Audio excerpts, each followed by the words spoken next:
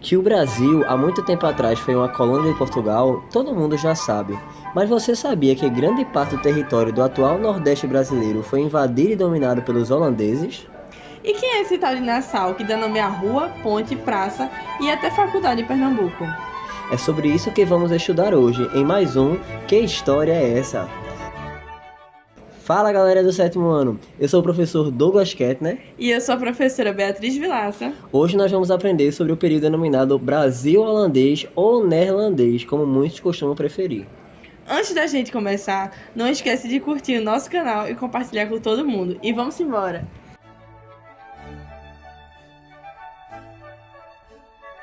Entre os séculos XVI e XIX, o território brasileiro estava sob o domínio do Império Português. Ao longo dos anos, os portugueses trouxeram seu modo de vida para a colônia, como língua, religião, costumes de uma forma geral, extraindo da terra tudo aquilo que pudesse gerar lucro para a corte. Uma dessas formas de exploração foi o cultivo da cana-de-açúcar, produto de destaque dos séculos XVI e XVII em diversos mercados, principalmente no europeu. As primeiras mudas do produto foram plantadas aqui por Martim Afonso de Souza, português responsável pelo início da colonização. Com o tempo, percebeu-se que as terras do norte da colônia tinham as melhores condições para o plantio da cana, o que permitiu ao Nordeste tomar a dianteira no processo econômico do açúcar. A tarefa para produzir o açúcar, entretanto, não era nada fácil ou barata. A cana era produzida no engenho através da mão de obra escrava. Ela era moída, tinha um caldo fervido, transformado em açúcar, separado e enviado para o porto e posterior transporte. Mas o açúcar produzido deveria ser refinado para atender aos interesses dos mercados. Mas espera aí, para a gente entender tudo isso, o que isso tem a ver com os holandeses? Calma que já já a gente chega lá.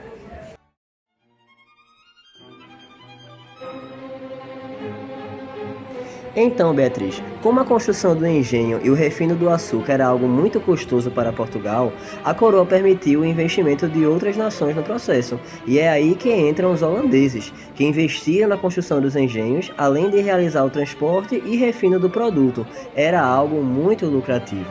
Mas tudo que é bom dura pouco. Em Portugal, problemas sucessórios fazem com que a coroa caísse no colo de Filipe II, rei espanhol, no movimento conhecido como União Ibérica, que durou de 1580 até 1640. Agora, todos os territórios portugueses estavam sob o domínio da coroa espanhola. Só que a Espanha tinha muitos inimigos, e adivinha quem era um deles? Isso mesmo, a Holanda. O território era dominado pela Casa dos Habsburgos e passava por uma luta muito intensa pela sua independência. E aí eu já imagino que você sacou o que aconteceu. Por causa dessas intrigas, a Espanha proíbe a participação holandesa na questão do açúcar, e a Holanda, que não era besta, decide retomar seu espaço no mundo açucareiro americano à força, invadindo o Nordeste da América Portuguesa.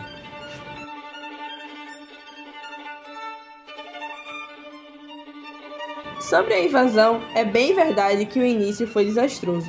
Em 1624, os holandeses invadem Salvador, que era a capital da colônia, mas são expulsos um ano depois. Após se organizar, eles decidem tentar uma nova invasão. Uma nova e poderosa esquadra com 67 navios e 7.000 homens, a maior já vista na colônia até então, sob o comando do almirante Hendrik Locking, investirá sobre agora Pernambuco, tudo sobre o comando da Companhia Holandesa das Índias Ocidentais. Em Pernambuco, o local de ataque foi a Vila de Olinda, que era um dos lugares mais ricos de toda a colônia, por abrigar diversos senhores de engenhos, a elite da época, na luta pelo domínio territorial. A vila então é incendiada e os holandeses partem para o Recife, porto comercial da época. A resistência contra os invasores foi liderada por Matias de Albuquerque, um militar que era neto do primeiro donatário da capitania de Pernambuco, Duarte Coelho. Também foram importantes neste momento Henrique Dias e Francisco Rabelo. A resistência contra os holandeses se organiza no Arraial do Bom Jesus, atual sítio da Trindade, no Recife. Embora no início os neerlandeses tenham ficado contidos nos fortes, pouco a pouco alguns senhores de engenho passam a aceitar um domínio neerlandês e a resistência se enfraquece, até a destruição do Arraial e completo controle pela Companhia das Índias Ocidentais. Ficou famosa aqui a figura de Domingos Fernandes Calabar, senhor de engenho que teria se aliado aos neerlandeses e informado a localização do arraial, o que possibilitou o domínio dos flamengos.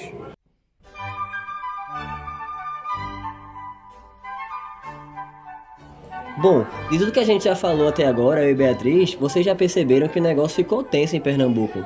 Vencida a resistência, a Companhia das Índias envia para cá o conde João Maurício de Nassau, responsável por reativar a máquina do açúcar e administrar os territórios recém-conquistados.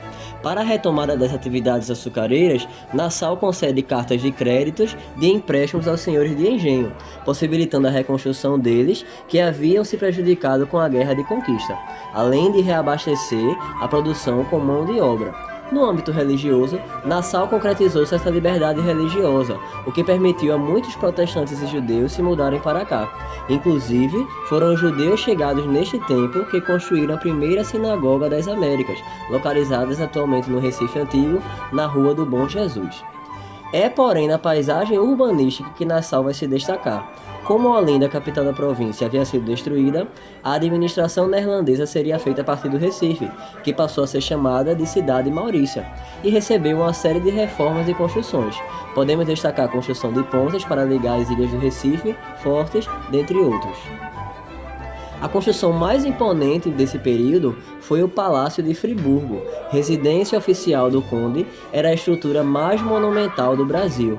Continha um observatório astronômico, o primeiro do Hemisfério Sul, um farol e o primeiro jardim zoobotânico das Américas.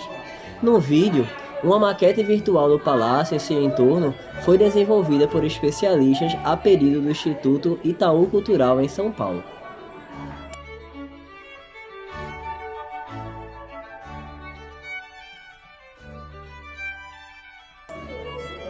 Também é deste período a chegada à mão de Nassau de diversos artistas que contribuíram para a criação de uma imagem da capitania no século XVII, destacando-se os pintores Frans Post e Albert Eckhout. Frans Post descende de uma escola paisagista holandesa, segundo a qual as pinturas são ricas em detalhes e as imagens são retratadas desde uma perspectiva distante. Post deixou mais de 100 pinturas retratando a mata, a cidade e os engenhos. Albert Eckhout, além de artista, era botânico, daí sua predileção pela flora e a fauna brasileira, além de retratar pessoas.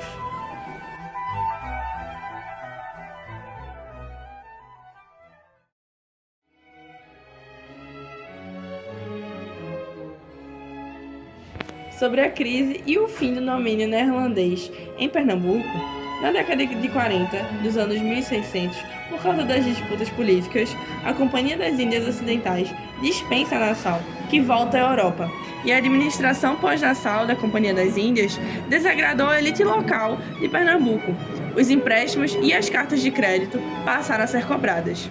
E, se aproveitando o fim da União Ibérica e do apoio inglês e português na colônia, iniciaram a guerra pela expulsão dos neerlandeses. Também conhecida como Guerra da Luz Divina, integrou as forças lideradas pelos senhores de engenho André Vidal de Negreiros e João Fernandes Vieira, pelo afrodescendente Henrique Dias e pelo indígena Felipe Camarão, a expulsão dos holandeses do Brasil. A rendição foi assinada em 1654, mas só provocou efeitos plenos em 1661, com a assinatura da Paz de Haia, onde Portugal concordou em indenizar os Países Baixos com 2 colônias e 8 milhões de florins, equivalente a 63 toneladas de ouro. De acordo com alguns historiadores, o movimento assinalou ainda o germe do nacionalismo brasileiro, pois os brancos africanos e indígenas fundiram seus interesses na expulsão do invasor.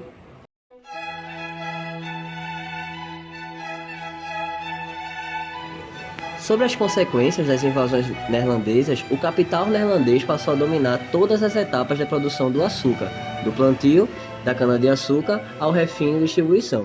Com o controle do mercado fornecedor de escravos africanos, passou a investir na região das Antilhas. O açúcar produzido nessa região tinha um menor custo de produção, devido, entre outras coisas, à isenção de impostos sobre a mão de obra e ao menor custo de transporte. Sem capitais para investir e com dificuldades para a aquisição de mão de obra e sem dominar o processo de refino e distribuição, o açúcar português não conseguiu concorrer no mercado internacional, mergulhando a economia do Brasil e a de Portugal numa crise que atravessaria a segunda metade do século XVII até a descoberta do ouro nas Minas Gerais. Recife foi ganhando cada vez mais preeminência no cenário colonial da capitania, até se transformar, anos depois, na capital da província e importante centro comercial, cultural e político do Nordeste e do Brasil. Bom, pessoal, essa foi a nossa videoaula de hoje. Esperamos que vocês gostem e que consigam compreender um pouco mais sobre esse importante período da história do nosso país e do nosso estado, que é o Brasil holandês. Valeu, pessoal, até a próxima, grande abraço!